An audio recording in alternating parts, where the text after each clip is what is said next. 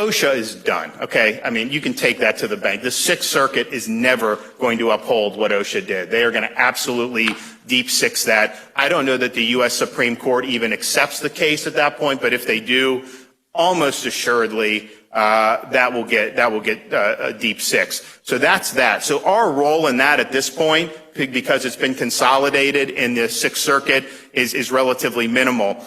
We are expecting a decision in the federal contractor case that we have in Tampa, but there's already a nationwide injunction on that. And so in some respects, you know, the thing about the nationwide injunctions, when you're the executive, you hate it because one judge, I mean, they would stop Trump in Hawaii. They'd find a liberal judge and they'd stop nationwide injunction. That's really not the way the system is supposed to work. But what's good for the goose is good for the gander. So now we're in a situation challenging Biden overreach, where you get one judge to do a nationwide injunction. They can actually win these other cases, and you're still going to have the injunction hold. So the contractor mandate nationwide is stopped, and the CMS mandate is stopped as well. I don't anticipate us needing, I mean, we'll see what happens, and we do have money for it, but I think a lot of the litigation that we'll see going forward will probably be on other issues, because I think these have been significant defeats.